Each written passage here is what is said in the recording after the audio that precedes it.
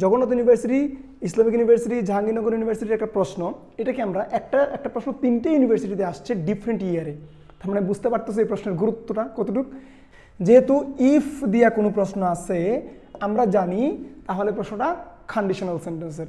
আমরা জানি conditional sentence অনেকগুলো জিনিস দিয়েই হয়, ইফ দ্বারা হয়, ওয়েন দ্বারা হয়, ঠিক আছে না, ইন কেস দ্বারা হয়, অ্যাজ ইফ অ্যাজ দো দ্বারাও মাঝে মধ্যে হয়। কিন্তু সর্বসাকল্যে আমরা সর্বাধিক পরিচিত যেটা চিনি সেটা হচ্ছে ইফ কন্ডিশনাল। সো ইফ কন্ডিশনালেরই একটা প্রশ্ন আমাদের আসছে, আমরা ওটাকে অ্যান্সার করার চেষ্টা করব। তোমরা জানো কন্ডিশনাল সেন্টেন্স মানেই এটার দুইটা পক্ষ থাকবে। কটা পক্ষ থাকবে রে শোনারা?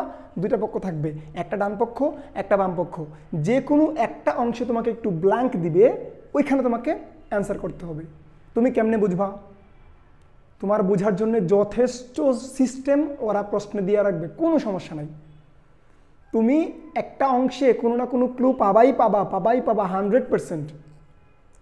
দুইটা অংশ থাকে না, একটা রাইট হ্যান্ড সাইড একটা লেফট হ্যান্ড সাইড, কোনো না কোনো অংশে তুমি ক্লু পাবা। এটার কিছু স্ট্রাকচার আছে, কিছু ফর্মুলা আছে। সো ফর্মুলাটা তোমাকে জানা থাকা লাগবে। আমরা কি জানি? আমরা যদি ফর্মুলাগুলো একটু লেখার চেষ্টা করি, তোমরা সকলেই সম্ভবত জানো ফর্মুলাগুলো, তারপর আমি একটু লেখার চেষ্টা করি। দেখো আমরা জানি কি, মানে ইফের আগে যদি V1 থাকে তাহলে এই পাশে কি হয়?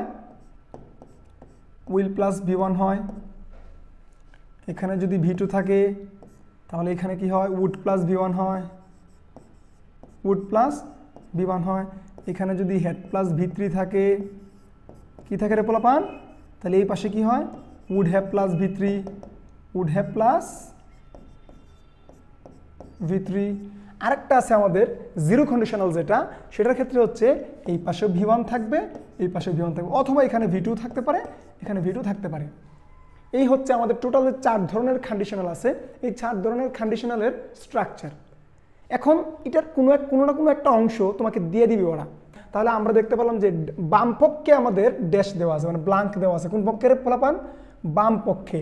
তার মানে ডান পক্ষে তোমাকে ডেফিনেটলি কোনো একটা ক্লু দিয়ে দিবে। তাহলে আমরা যদি একটু দেখি, if the parliamentary body dash the bill will be placed in the parliament, the will কি রে বাবারা? উইল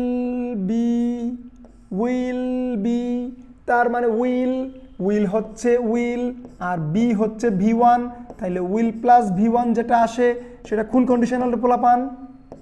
সেটা ডেফিনেটলি পাস্ট কন্ডিশনাল। তাহলে এই অংশটা তোমাকে ওরা দিয়ে দিছে, এখন তুমি জাস্ট এই অংশটা খুঁজে বসায় দিলে খেলা শেষ। আশা করি লাউড অ্যান্ড ক্লিয়ার, একদমই ক্লিয়ার। কারণ তোমাকে ক্লু ওরা দিয়েই দিবে ভাই, তোমাকে ক্লু 100% দিবে, এটা নিয়ে কোনো চিন্তাই করার নাই তোমার। তুমি জাস্ট স্ট্রাকচারটা, তুমি জাস্ট ফর্মুলাটা তোমার মাথায় একটু রাখো, দ্যাটস ইনাফ অর ইনাফ। ঠিক আছে ভাই? তাহলে আমরা দেখলাম দেওয়া আছে কোন পক্ষটারে? দেওয়া আছে উইল প্লাস V1। যেহেতু উইল প্লাস V1 দেওয়া আছে, তাহলে আমরা জানি উইল প্লাস V1 থাকলে আমাদের আনসার লাগে কি? V1। তাহলে এখানে 4টা অপশনের মধ্যে একটাতে V1 থাকবে, ওইটা আমরা নিয়ে নিব। ঠিক আছে? আমরা দেখলাম এখানে কি আছে? অ্যাপ্রুভড V2, এটা বাদ। অ্যাপ্রুভস, এটা V1 হইতে পারে। হ্যাজ অ্যাপ্রুভড, এটা হবে না। হ্যাড অ্যাপ্রুভড হবে না। তার মানে 3টা যেহেতু ভুল আমি পাই গেলাম, বাকি যেটা আছে ওইটা অটোমেটিক্যালি কারেক্ট। তারপরেও যদি তোমার কনফিউশন থাকে, তুমি আর একটু দেখলা বিষয়টা কি। তুমি দেখো যে পার্লামেন্টারি বডি যেহেতু আছে, সো এটা 3rd পারসন সিঙ্গুলার নাম্বার হইতেই পারে, তাহলে আমরা এখানে এস বাই এস ইউজ করতেই পারি, সমস্যা নেই। তার মানে প্রশ্নটা ছিল এটা ফার্স্ট কন্ডিশনালের।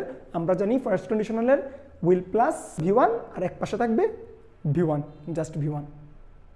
তোমাদের অনেকের মাথায় প্রশ্ন আসতে পারে, তোমরা অনেকেই হেড অ্যাপ্রুভড অ্যান্সার করবা, কারণ এরপরে প্লেসড আছে, হ্যাঁ, উইল হ্যাভ প্লেসড আছে। আরে শোনারা, এটা তোমাকে বোঝা লাগবে, এটা প্যাসিভ, বুঝছো নি? এটা প্যাসিভ। সো এটা এতটা তোমার দেখার দরকার নাই। তুমি দেখবা কি? উইল প্লাস বি, তার মানে উইল প্লাস ভার্বের বেস ফর্ম। এটা দেখি তুমি বুঝে ফেললে, এটা ফার্স্ট কন্ডিশনালের প্রশ্ন। তার মানে যেটা বসাবা ওটা V1 হবে। আশা করি এটা তোমরা বুঝতে পারছো। সকলে ভালো থাকো, সুস্থ থাকো। আল্লাহ হাফেজ।